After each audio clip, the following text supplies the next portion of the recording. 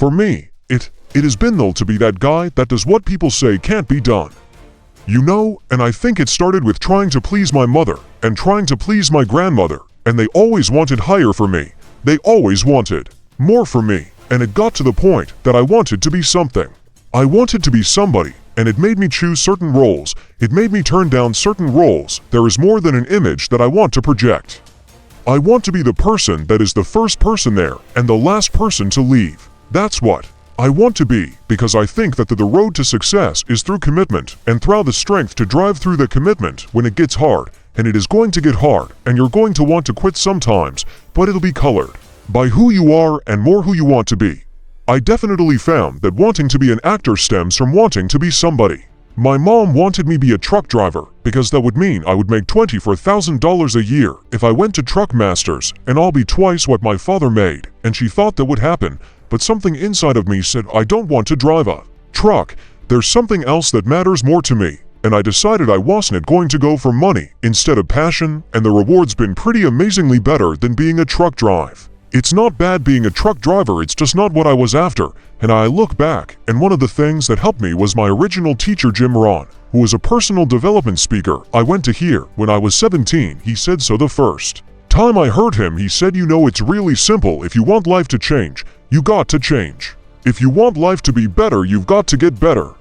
It's the only way it happens, and luck will show up for people, and it will leave them. But if you're constantly improving who you are and what you give, game over. See if you can find some ways to multiply your value to the market, and he said your income will immediately start to change.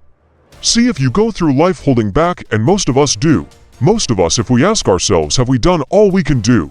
Most of us will have to answer, no, we haven't. We've been holding back. We have ideas that we don't act on, things we want to do. We're afraid to take chances. We go through life trying to seek security and not coming outside of our comfort zone, and we take most of our stuff with us to the grave.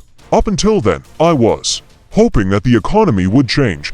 I was hoping that my company would change. I was hoping that my paycheck would change. I was hoping that circumstances outside would change, and here's what I found out. It isn't going to change. So then my question was, if it isn't going to change, how will my life ever change? And here's what my teacher taught me. When you change, everything will change for you. And I'm saying that the fact that you're still here, that you're still breathing, you've got some more work, and you owe it to yourself. You owe it to yourself, so when you get up in the morning, that you can look yourself in the face and say, hey, I'm living my life on my terms. Change your question. Change your life. When it comes to planning your life, I want to get you to learn to ask 3 questions now. The question you want to ask yourself is, what do I want? What's my outcome? What's my result? The word RPM, the first one, is to get you focused on the target. The target is not the activity. The activity can change. It's what's the result I'm after. If you know exactly what it is you really want, what you desire, what you're really after, clarity is power. The more clear you are in specifically what you want, faster your brain can get you there. But if you're generally saying things like, what do I want? Well, you know I want more money. Fine. Here's $1, get out of here. Whether you get the outcome or not, whether you get that result, will be based firstly of clarity. And the second thing is whether you get enough emotional juice to keep going after it when things don't work out. Did you achieve the outcome? Yeah, when you're the general, you might be. You think you're not getting your goal. You are? The way you language your goal, the way you think about it, you're receiving it. You know I want to feel a bit better. I want to lose some weight, fine. You lost the pound, you're done. When you get better, everything will get better for you. And that's where I picked up that phrase. For things to change, you've got to change. You don't have to change the marketplace. You don't have to change the marketing plan. You don't have to change the economy. You don't have to change countries. You don't have to change circumstances out there. All you've got to do is look within and see if you can change yourself for the better. And as you change, things will start to change for you. What's the result I'm after? What's the ultimate result? What do I want out of this week? Out of this thing? Out of my business? Out of my life? For my body? Don't concern yourself too much with how you're going to achieve your goal. Leave that completely to a power greater than yourself. All you have to do is know where you're going. The answers will come to you of their own accord. Here's my best advice. Welcome all experiences. You never know which one is going to turn everything on.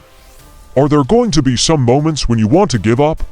Yes, will there be some moments when it's going to seem like it's impossible?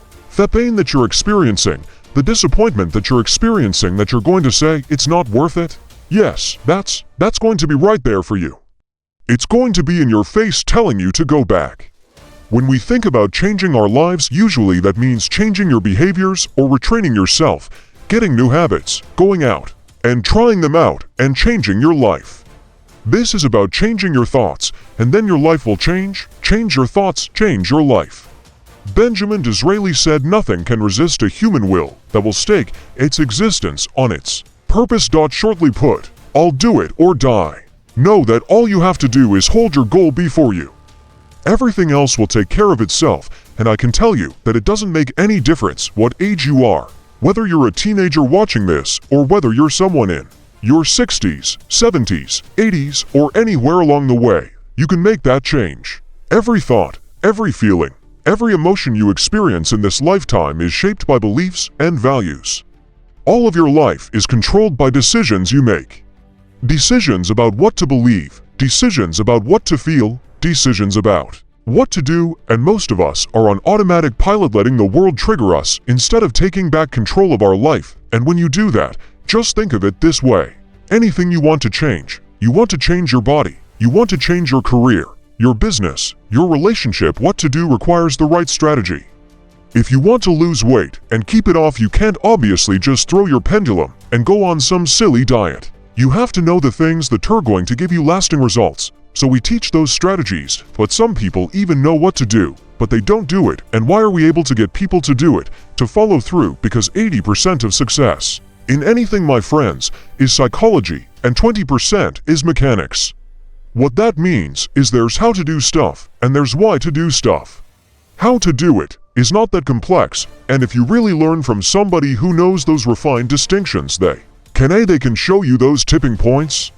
Those things you can do where in the least amount of time, you get the biggest result. As you look at yourself as a business operator, as you look at yourself as an entrepreneur, as you look at yourself as a person that want to make a mark with your life, that want to leave a legacy, you've got to be hungry. It's better to be prepared for an opportunity and not have one, than to have an opportunity and not be prepared. You want to find people who master that, because success leaves clues, and that's the same thing I'm suggesting to you. Whatever area that you want to go in, if it's finances and business, insurance industry, whatever area that you're interested in, find the people who are mastering that and follow their example. Watch your relationships. They are nourishing relationships. And there are toxic relationships, nourishing relationships. They bring the best out of you. They inspire you. Toxic relationships, they drain you. People that are hungry are willing to do things that the others won't do, in order to have the things tomorrow others won't have. People that are hungry believe always strive to get on top in life, because it's the bottom that's overcrowded. People that are hungry know if you want to be successful, you must be willing to do the things today others won't do, in order to have the things tomorrow others won't have. If you do what is easy, your life will be hard. Complain, point at your circumstances, give up your power, blame the government, blame the economy. If you do what is easy, your life will be hard, but if you do what is hard, your life will be easy. It's hard to make a radical change in your behavior. It's hard to take ownership. It's hard to swallow the bitter pill that wherever you find yourself, at some point in time you made an appointment to be there. It's hard. It's hard. If you do what is easy, your life will be hard. If you do what is hard, your life will be easy.